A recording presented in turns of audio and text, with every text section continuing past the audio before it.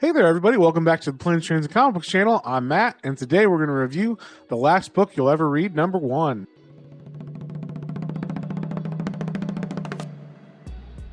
But before we get into that, if you guys wouldn't mind sharing, subscribing, all that good stuff, it really helps out the channel and lets me know what you guys like so I can make some more content that you guys prefer. So with that being said, let's get into it. All right. So this is the last book you'll ever read, apparently. It is the first issue of this comic by Vault Comics. And I will say the cover is actually the thing that made me want to read this. I like the cool like 20s or 30s aesthetic. The book is not set in the 20s or 30s, but just the way that she's dressed, I guess, and like their haircut and everything made me think that's what it was for some reason.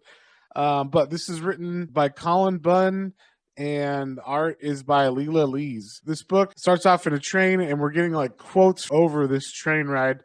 And it's basically the quotes are all talking about how civilization is a lie, like it's well crafted to like make us stay in place and not upset the status quo, but inside of us genetically there's actually like a monster or like an animal that's trying to get out.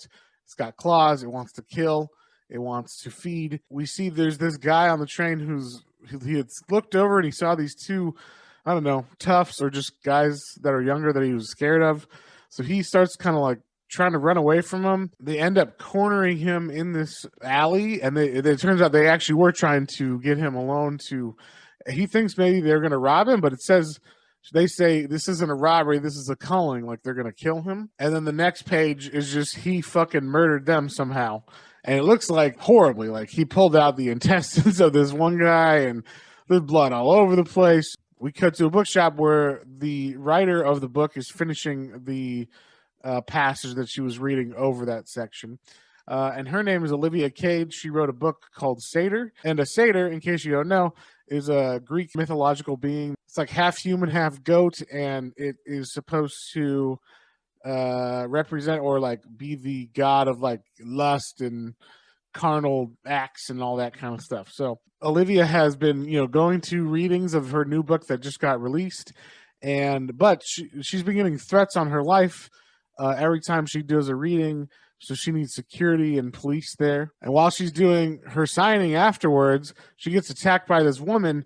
And it looks like this is more than just some kind of, like her book has inspired this reaction. The woman's eyes get all crazy and she starts saying, you're a prophet, offer yourself up, give yourself over. The wilding wants your blood. Apparently, it's something in us that's genetic that this book has released. I mean, even with the cops there, this lady totally like takes on the cops and they have to end up shooting her just to stop her. She kills one cop on her own, just bites the dude's neck. And then we see the next day when she is at like a security company called Vigilant Eye. She's going to hire a security guard to work with her because the police obviously didn't do too well the night before, and she's going to go on a big book tour. And she's looking in the glass in her reflection. She sees those eyes of that lady from last night, but I don't know if they're actually her eyes or not, because then she sees like a reflection of herself like dead. And she doesn't seem too startled by it, just kind of like aware of it. And then basically she talks to this gentleman who's going to be like her head guard or whatever for her tour. His name is Mr. Wilson. And then she only gives him like one condition, which is she asks him if he's read her book, and he's like, no, I haven't. And she's like, good. I don't want anybody who's going to protect me to read this book or to read it all. I'm going to stop it right here because there's a little bit more left, and it's not really a spoiler, but it's more of a just like a continuation of the story of the old man from the beginning that was on the train. And I don't want to give the whole comic away.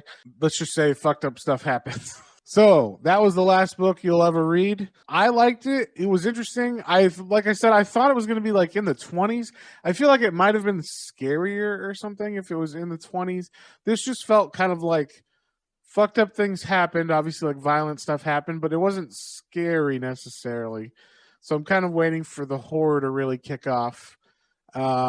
Maybe issue 2 or 3, there'll be some more actual like horror. But I did like it. I would give this, it's a strong first issue. It's like I said, it's a lot of setup, but there's a lot of payoff in it as well. So I'll give this one a 3.5 out of 5. It is definitely fun, and Cullen Bunn tends to write really good horror. I haven't read too much of his other stuff. I've heard mixed things about some of his other type of writings for other books genres, but for horror, everything I've read of his seems to be pretty damn good. And that about wraps it up. We will see you guys on the next one.